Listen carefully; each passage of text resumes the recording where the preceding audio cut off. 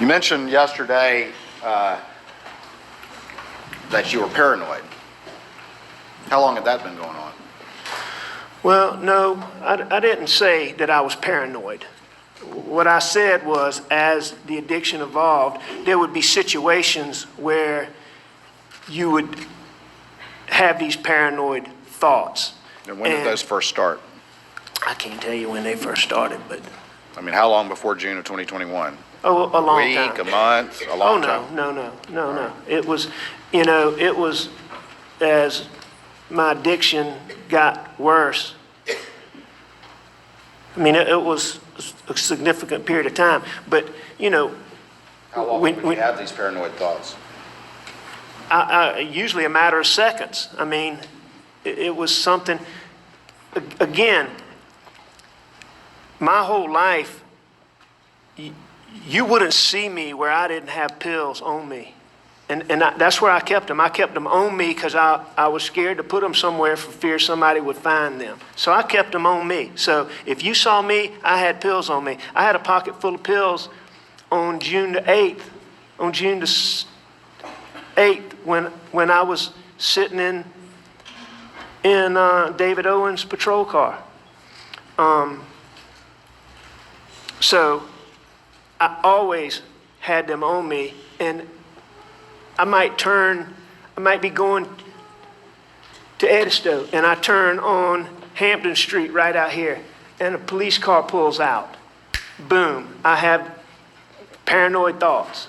It just, but I could always say, you're not doing anything wrong. He's not following you, and I could get past it in a matter of seconds. Did anybody in your family ever see you having these severe withdrawals? Absolutely. And who did? Mags, Paw, Bus, my dad, Randy, John Marvin.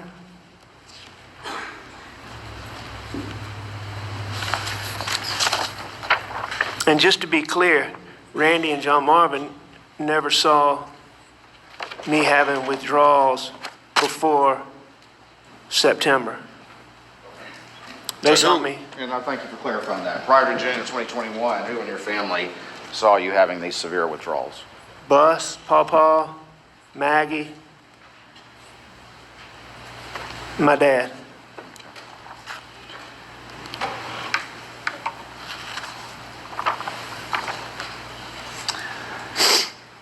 Do you remember calling Paul a little detective? I don't know that I ever called him a little detective, but I think Maggie did. I may have. I mean, Paul was very intuitive, so I heard Miriam. You said that during one of your interviews? I heard Miriam call him a little detective. I know Maggie used to call him that. Did that have anything to do with the pills? Well, yeah, it had something to do with it, but I mean, Paul was always that way, but that what led him to be called a little detective, certainly there were times when Paul found pills. Including just a month before the murders. Is that correct? No, sir. You recall 6/5/23 that was entered into evidence, which is a text from Paul to you, I do. which he said that Maggie found pills in your bag? Right. Tell me about what happened after that. You asked me about Paul finding them, but it was Maggie that found them. Fair enough. So it was Maggie that found them? Yes, sir. Okay. But Paul's the one who reached out to you, correct? On that occasion, yes, sir. And what was the discussion after that?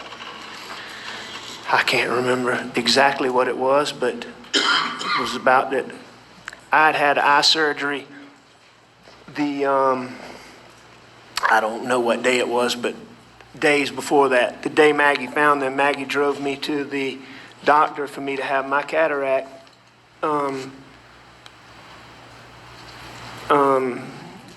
removed, whatever they call that surgery. I can't remember, but I had a cataract taken out, an outpatient. You go in for a couple hours and you come out. And it was during COVID, and so Maggie wasn't allowed to come into the doctor's office.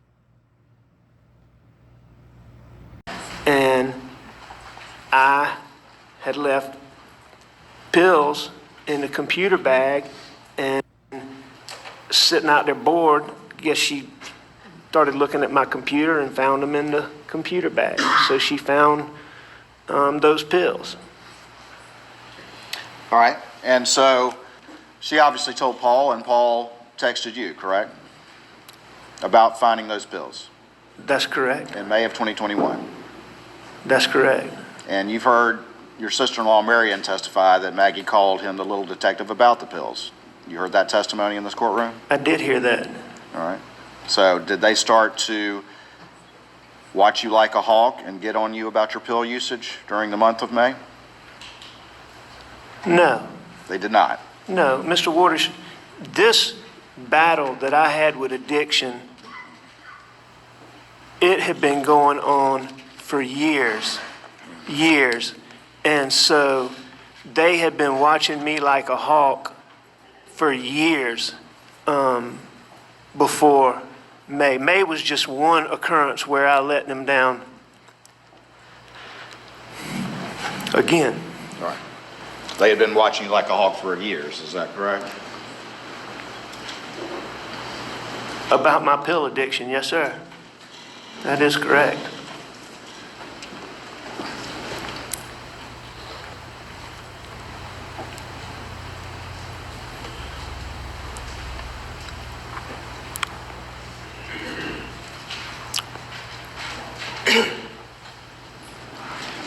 This time in May, that wasn't the only time that Paul found pills or Maggie found pills, is that correct?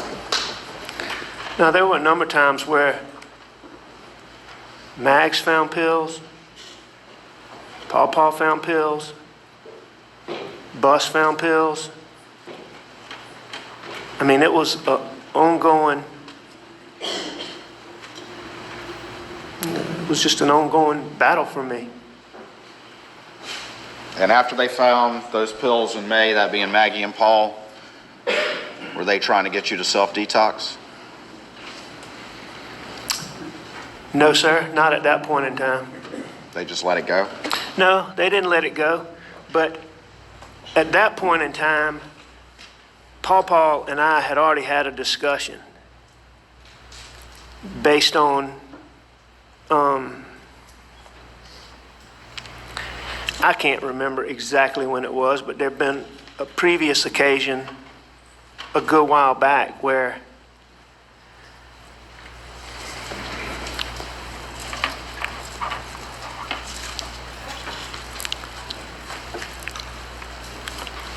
there'd been a previous occasion where either Maggie or Paul had found pills, and Paul had come to me and asked me, and I told him, you know, I was back on the pills.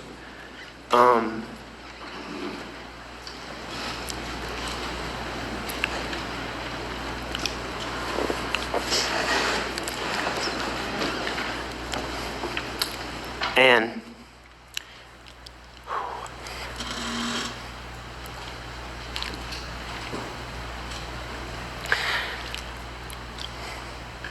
When was this occasion? we had had a long talk. As I said, I don't remember exactly when it was before that. Paul and I had had a long talk.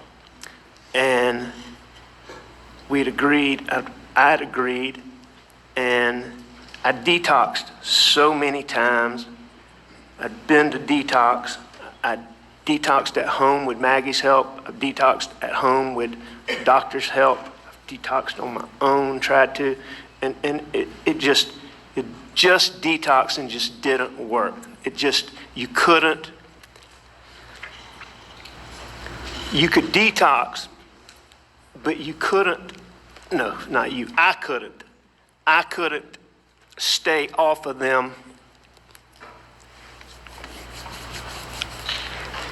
And so,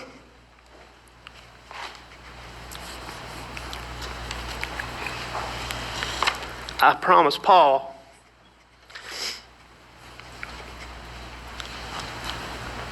that as soon as we finished with his criminal case, that I would go to rehab. And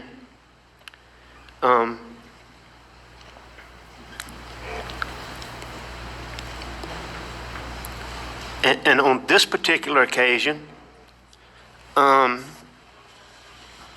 Paul knew that his mom worried about me so much with pills that on this particular occasion,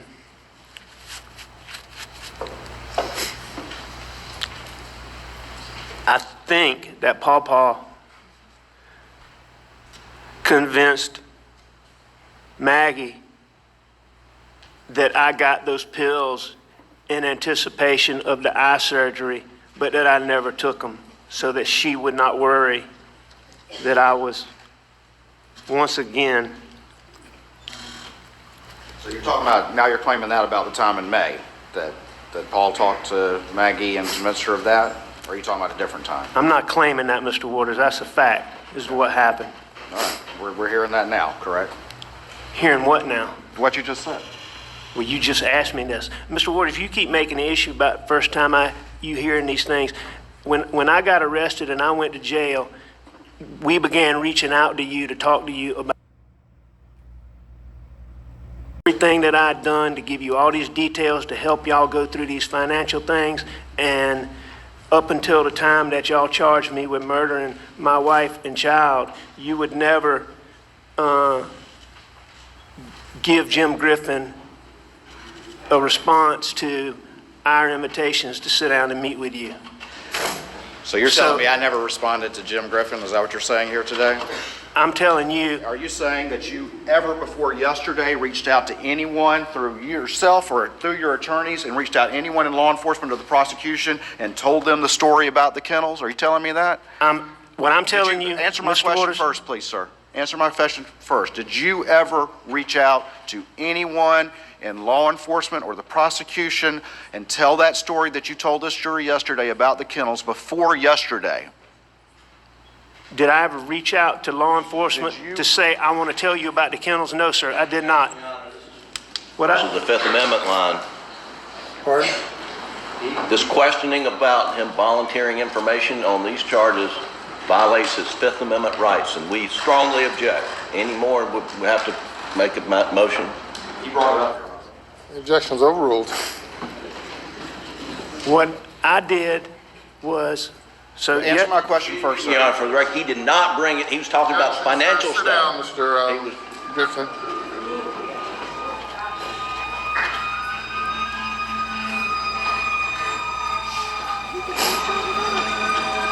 Yes or no question.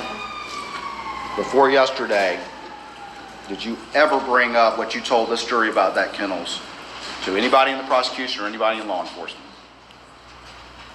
no, I didn't have the opportunity to, Mr. Waters, because you would not respond to my invitations to reach out and tell you about all the things that I'd done wrong. And to talk about bringing this to a head, to talk about bringing this to closure. I understand how many people I hurt. I understand how angry my partners are and how hurt they are. And I understand how hurt these people that I stole money from are. I understand how hurt they are. And one of the things that I believe is getting past this may help them get some closure. And so since at least January, I've been trying to sit down with y'all to talk to y'all. Okay. And never,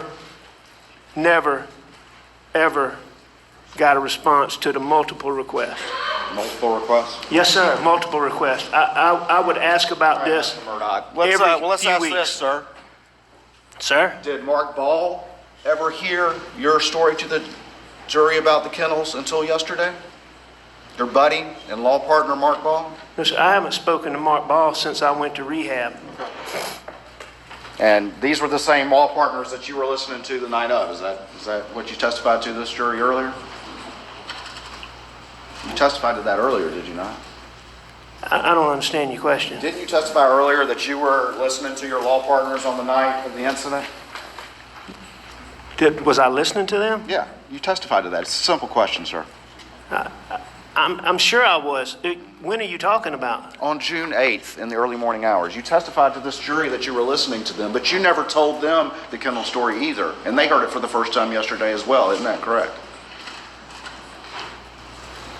Yes, that's the first time they heard it. First time that Ronnie Crosby ever heard that would have been yesterday? If he was listening, that would have been the first time he heard First it. time Johnny Parker ever heard that was yesterday? Yes. First time Danny Henderson, who was representing you in the boat case, ever heard that was yesterday? Yes, yesterday is the first time that I have said that openly. But that's not what you were asking me, Mr. Waters, but you go ahead, First time your brother Randy heard that was yesterday. if he was listening.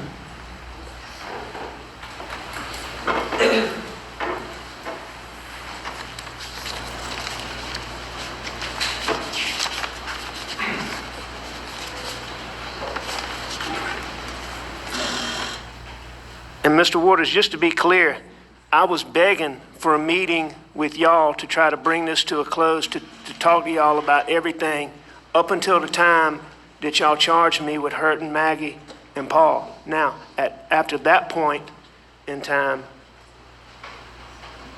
I stopped, obviously. You're claiming that you were begging for a meeting, but you admit information was never conveyed that you wanted to change your story after multiple interviews with law enforcement about what happened that night, including the most important fact of all, which is when the last time you supposedly saw your wife and son alive was. I don't know exactly what was conveyed or not because I wasn't part of it. All I know Fair is enough. what You don't I know. was trying to do was to sit down. I understood to bring all this to a close that y'all would want me to sit down and go through all of these financial things, all of these things that I'd done wrong, and to try to bring that to a close, I was repeatedly trying to sit down with y'all. The reality is, Mr. Murdaugh, is the reason why no one's ever heard that before is because you had to sit in this courtroom and hear your family and your friends, one after the other, come in and testify that you were on that kennel video. So you, like you've done so many times over the course of your life, had to back up and make a new story that kind of fit with the facts that can't be denied. Isn't that true, sir? No, sir, that's not true. Okay. You've done that over and over again over the years with all of this that we've been talking about, haven't you? I've done what over and over again? The second that you're confronted with facts that you can't deny, you immediately come up with a new lie. Isn't that correct? Mr. Waters, have we established I have lied many times, but I can't sit here and tell you that, what are you talking about, facts that I can't deny? That I would disagree with that proposition that you're putting out, that was what I did all the time. But in doing that, I admit again that I've lied to people that trusted me.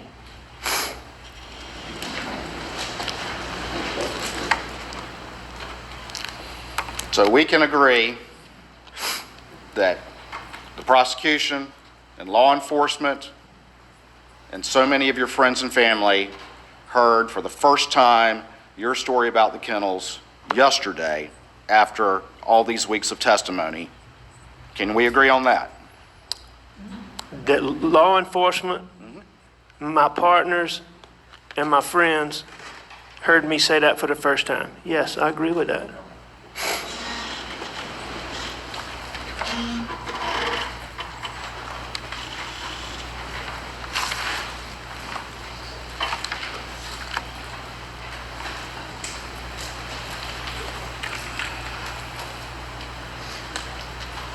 Would you agree with me?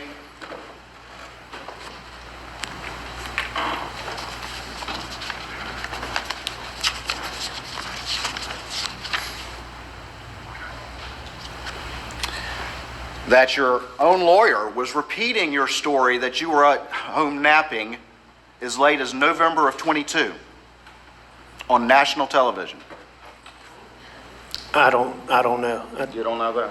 No, in jail, we don't get newspapers, and the TV we have is limited, so. So your own lawyers, at least as late as November 22, didn't know this story that you've told to this jury after 5 weeks of your family and friends coming in and saying, yeah, that's him on that video. I don't know. Objection, Your Honor, violates attorney-client privilege communication. Totally improper.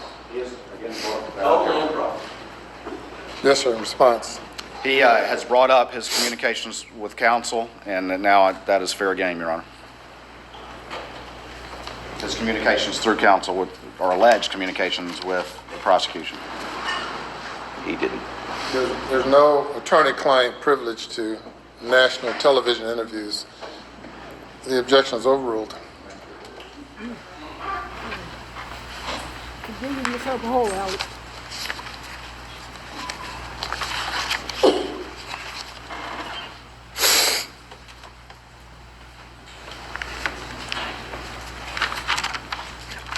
Are you waiting for me to answer, Mr. Waters, or did I answer? I think the point's made.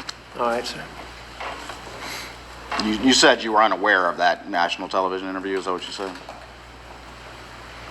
You were Unaware of what national television interview? The one where your lawyer repeated that story as late as November of 2022. Your story that you were actually home asleep at the house. The During the only, 8 o'clock hour. the only national TV ad that I'm aware of is, not ad, program, is one that Mr. Griffin was involved in, was are you referring to like a Dateline something? I'm talking about HBO. Okay, HBO. All right, like, so, yeah, I am aware of that. And what I believe the case to be is that I believe that when that was in its works, that Mr. Griffin made those statements sometime substantially before November of 22, as early as around the very beginning of 2021. Well, let's talk, At least what I understand to be the case. all right, let's talk some more about your testimony from yesterday. And you're telling this jury, even on something as clear as a kennel video, that your story doesn't change when you have to make them fit the facts that no longer can be denied. Is that what you're telling this jury? I don't understand that question. Say that again. I said, you're telling this jury that you don't change your story to make the facts fit evidence you can no longer deny, like what's been going on in this courtroom. I'm not telling the jury anything about that. All right, good. All right, let's move on. Let's talk some more about that issue. Let's talk about the confrontation on June the 7th with Jeannie Seckinger, which you said was no big deal. Isn't that what you testified? Words to that effect? I think what I testified to is that, to me, it certainly didn't seem like a confrontation. Jeannie came to me and was almost apologetic. And this is what I believe, Mr. Waters, is I believe that what Jeannie Seckinger and my partners have had to go through since September has been hard. I know I could see it. I could see the hurt that I caused them.